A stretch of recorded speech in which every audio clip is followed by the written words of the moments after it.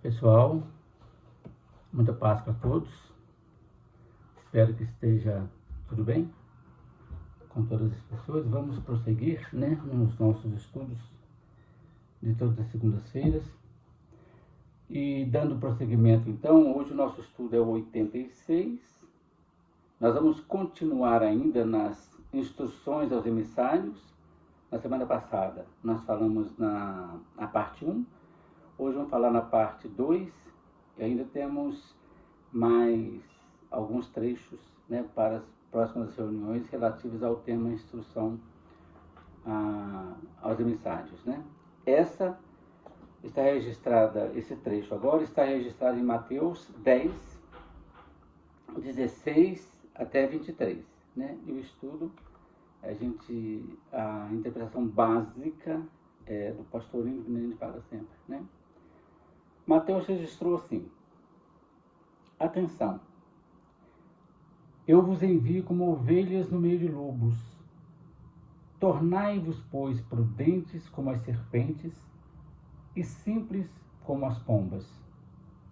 Cuidado, porém, com os homens, porque vos entregarão aos tribunais e em suas sinagogas vos açoitarão. E por minha causa sereis levados à presença de governadores e de reis, para servir-lhes de testemunho a eles e às nações.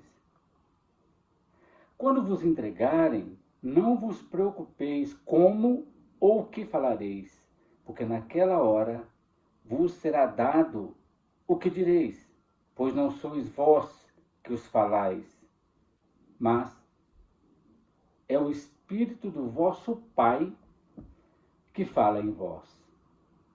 Então, entregarão irmãos à morte e pais aos filhos. E filhos se levantarão contra os pais e os farão morrer. E sereis odiados de todos por causa do meu nome, mas quem suportar até o fim, esse será salvo. Quando, porém, vos perseguirem numa cidade, fugi para outra, porque em verdade vos digo que não acabareis de percorrer as cidades de Israel antes que venha o Filho do Homem.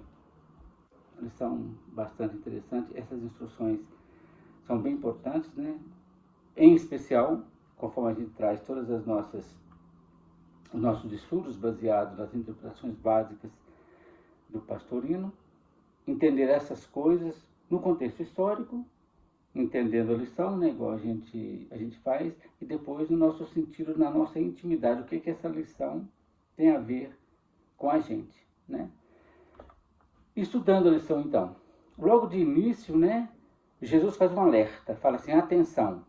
E em outras versões, está escrito assim, escutem, para chamar a atenção para ele, E logo depois vem uma sentença, naturalmente para ser gravada, na memória. Jesus fala então, eu vos envio como ovelhas no meio de lobos. Gente, ovelhas no meio de lobos é um perigo imanente, é um perigo grande, Daí então Jesus faz o conselho, tornai-vos prudentes. Em outras versões, ao invés de tornai-vos, está escrito sede prudentes. Mas parece-me que, pela própria tradução do pastorino, a expressão tornai-vos é mais adequada do que a expressão sede, Então, tornai-vos prudentes. Essa prudência aí é aquela hábil e astuta que tem as serpentes.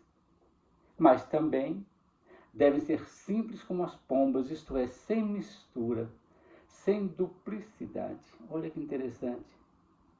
Vocês precisam ficar assim, atentos a tudo. Mas dentro, você precisa estar calmo, tranquilo e certo, daquilo que você tem vivido. Os lobos são os próprios homens. Jesus fala isso, né? Cuidado, lógico.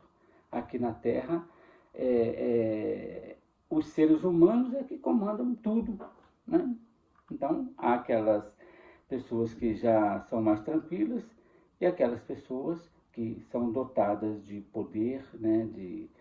Tanto poder político quanto poder religioso, né? Poder das organizações, o poder do dinheiro, por aí afora. Então, essas pessoas, elas acabam, de modo geral, ao longo da história, isso aconteceu, elas acabam sobrepujando as outras pessoas, né? Então, os lobos são os próprios homens, que procurarão devorar o emissário do espírito, mas não podendo estraçalhar, né, esses emissários com suas mãos, eles vão entregá-los aos tribunais.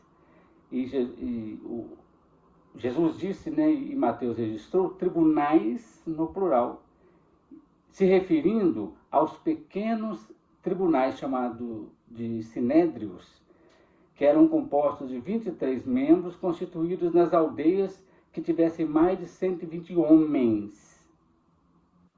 E eles então vão açoitar qualquer cidade que tivesse mais de 120 homens.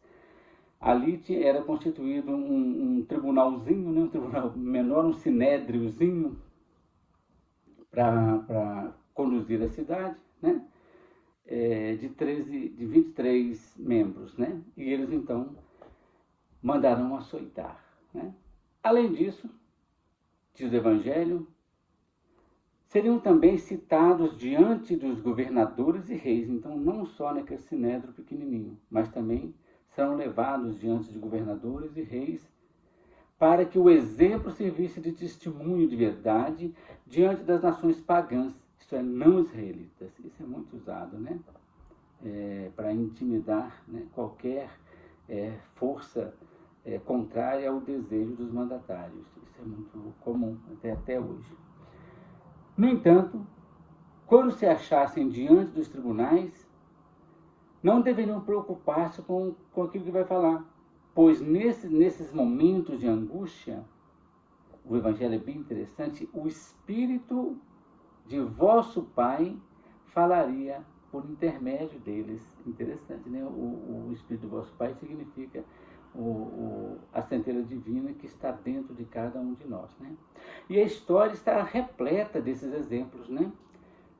De respostas, assim, sábias, extremamente sábias, né? Acima da capacidade humana, diante das cruéis perseguições, como, por exemplo, as de Joana d'Arc, quando ela foi inquirida por 70 bispos, né? Que, na verdade, representando o poder eclesiástico da época, eram como verdadeiros lobos devoradores, né? A serviço da religião, né? Da época. A Joana d'Arc é uma história fantástica que só ela dá para a gente fazer um tema só sobre Joana d'Arc, um espírito fantástico, né? E ela, quando ela foi inquirida, as respostas que ela deu aos bispos, né, foram todas extremamente interessantes e em momento algum ela abjurou, né, a fé que ela tinha. E quando ela estava para ser queimada, as últimas palavras dela na fogueira foi Jesus, Jesus, Jesus. Depois, o corpo não falou mais nada, né? Uma situação bastante interessante. E temos outros exemplares também que tiveram respostas sábias, né? Que naturalmente foram inspiradas pelo Espírito do Pai que habita dentro de cada um de nós. Essa então é essa assistência prometida aos perseguidos pelos perseguidores, né? Quando eles estiverem em julgamento pelos inquisidores ou perseguidores, né? Quanto às desavenças dentro do próprio lar, entre pais e filhos, essas coisas que ocorrem, né? A gente sabe disso muito bem, inclusive a gente, né, que já estuda o Espiritismo já há algum tempo, A gente sabe que na família nós temos os afetos e os desafetos, por exemplo. Então, são coisas que sempre ocorreram e ainda acontece hoje, né, a todo momento. Desavenças mesmo entre pais e filhos, isso no contexto material mesmo, humano, isso acontece muito, né? Como, por exemplo, quando uma determinada família segue uma determinada religião, já que o assunto nosso é esse, e resolve aderir, por exemplo, ao espiritismo, a gente viu exemplos mesmo, né? Com uma nova forma de pensar, diferente, né? Daquela que eles estavam acostumados a ouvir. Então, daí acontece perseguição mesmo, as pessoas param de falar umas com as outras, né? É nesse ponto que Jesus talvez disse: sereis odiados por causa do meu nome. Eu mesmo tenho na minha família, né, pessoas que aderiram a outras religiões e que praticamente abandonaram suas famílias para se dedicarem à família, chamada família da igreja, que os irmãos passam a ser os da igreja. Estou falando da minha própria família mesmo, nós temos exemplo disso, né? Então não é uma coisa tão complicada, né? Do ponto de vista dos discípulos, a mesma coisa, eles teriam que abandonar tudo para poder seguir Jesus, né? E eram odiados. O próprio Jesus não era respeitado, como nós já vimos em outra lição. Um profeta não é bem-vindo em sua terra ou em sua casa, como nós já vimos, né? E haverá ódio contra os emissários do Mestre por parte da maioria dos homens, mas quem suportar, isto é, ter paciência, perseverança, né? Aquele que conseguir perseverar até o fim, esse será salvo, isto é, liberto daquelas dores. Esse fim, por exemplo, aquele que perseverar até o fim, esse fim pode tanto se referir ao término das perseguições ou ao final da existência terrena. Mas o emissário de Jesus não deve se arriscar de jeito nenhum, né, a sofrer voluntariamente. Por isso que Jesus disse: se você for perseguido em uma localidade, vá para outra. Igual a gente aprendeu na última lição, sacode os pés, né, daquela localidade que você está, sacode a poeira dos pés e vai para frente. Você vai servir outras pessoas que talvez estejam sequiosas, dessas pessoas sequiosas por receber aquele ensinamento. Tá certo? O trecho: não terminar de percorrer as cidades de Israel até que venha o Filho do Homem. De modo geral, isso é interpretado como um processo, uma parousia. Parousia significa presença, né? Referindo-se à segunda vinda do Cristo, que se daria de forma pessoal, presencial, em corpo físico, embora com aparência gloriosa, né? Existe essa parousia, seria Jesus voltando, né? A segunda vinda de Jesus, que vários outros cristãos aí acreditam, né? Que Jesus vem para restabelecer todas as coisas. Ele vem presencialmente, né? Deslizando nos céus entre nuvens de 1000 megatons, né? Parafraseando Raul Seixas, né? Entendendo então a lição no sentido profundo, isso é dentro de cada um de nós, ao descer aqui à Terra, o emissário chega aqui verdadeiramente como uma ovelha no meio de lobos. Quando o espírito encarna na matéria, ele entra como ovelha no meio de lobos. Se nós compararmos as condições vibracionais das duas dimensões, são dimensões bem diferentes, né? Exemplo: o que Jesus sentiu ao encarnar entre nós é semelhante às dificuldades que nós sentiríamos se fôssemos reencarnar numa vara de porcos selvagens. Seria a mesma coisa. Jesus deixando os páramos celestiais e encarnando na Terra é a mesma coisa de nós hoje, já com toda a inteligência, já com o corpo biológico já bastante amadurecido, se nós tivéssemos que reencarnar em porcos selvagens, por exemplo, né? E a situação ela é parecida em vários aspectos. Como?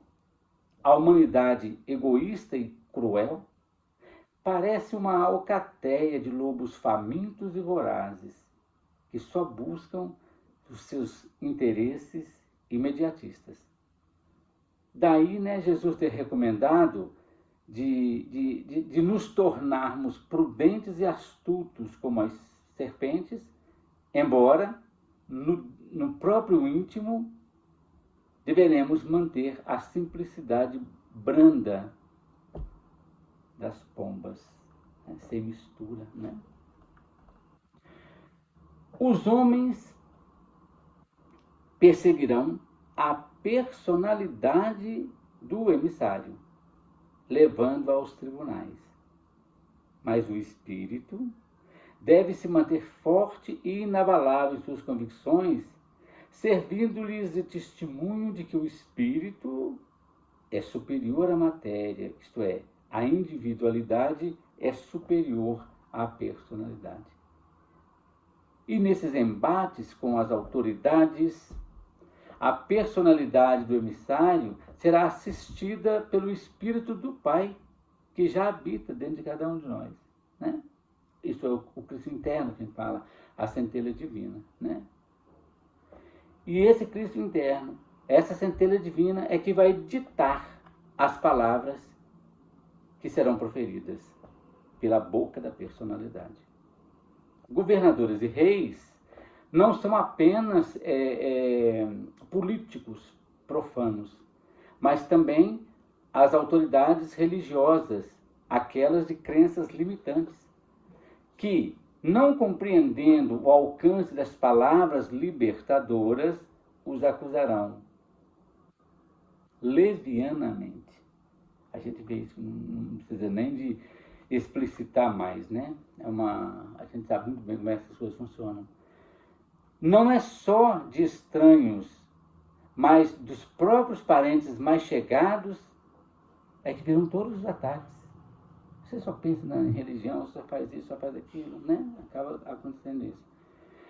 Por parentes mais próximos, a gente deve entender nossos veículos inferiores que nos servem de manifestação, né, dentro do processo reencarnatório. Então, os próprios veículos do espírito lhe serão seus inimigos, querendo levá-lo a desistir da tarefa comprometida, para usufruir mais da satisfação física, né, no caso do nosso corpo, do conforto das riquezas, a glória da fama, os prazeres dos sentidos, o domínio autoritário e da celebridade intelectual. É isso aí que são os veículos inferiores que vão fazer com que as pessoas desistam da sua tarefa de espiritualizar-se. E nós estamos aqui, como nós aprendemos, exatamente para experimentarmos na matéria com vista à purificação do espírito. Aqui nós estamos com um processo passageiro, né? Tudo e todos se levantarão contra a boa intenção desse emissário de cumprir sua tarefa.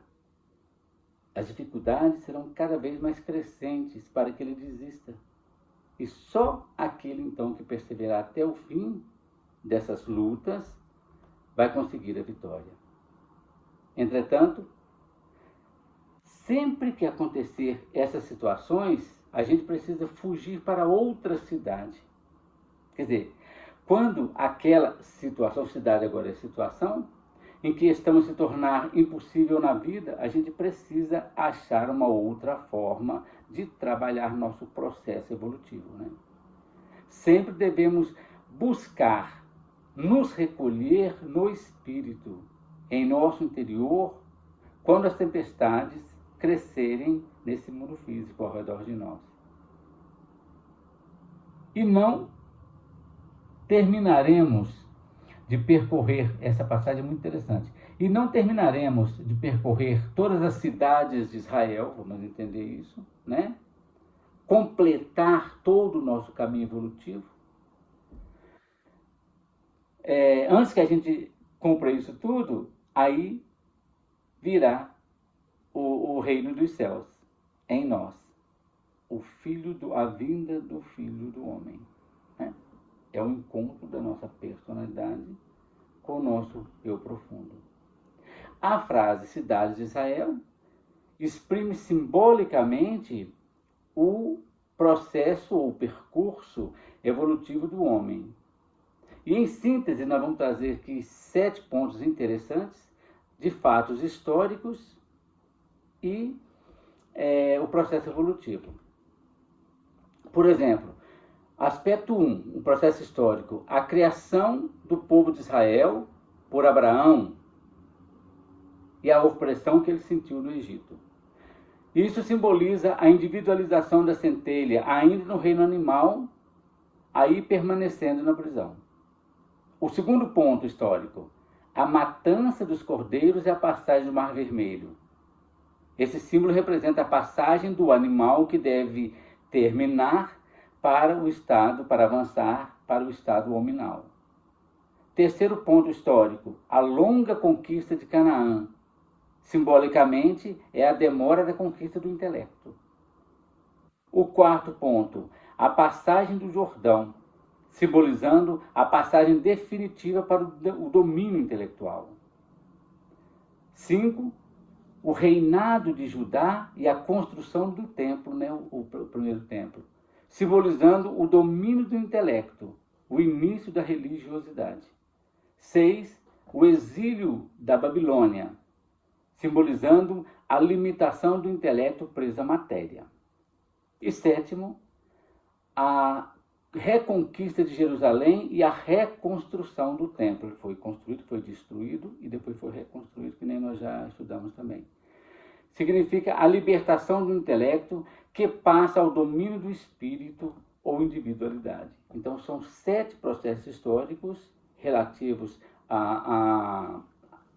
ao povo israelita, né? E o que simboliza dentro de cada um de nós. Então, antes que nós, o emissário termine o percurso das cidades, ou pontos chaves, esses 7 pontos aí que nós levantamos da história de Israel, o filho do homem virá a ele. Ou seja, vai se verificar o acesso à individualidade. Enquanto isso, ele terá que ir suportando as perseguições nas sucessivas encarnações, superando aos poucos o animalismo até que o espírito predomine. Lição muito interessante, né? Que a gente pode refletir. É isso que eu preparei então.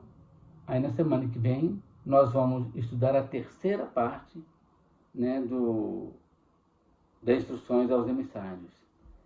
Muita paz a todos e que Jesus nos abençoe hoje e sempre.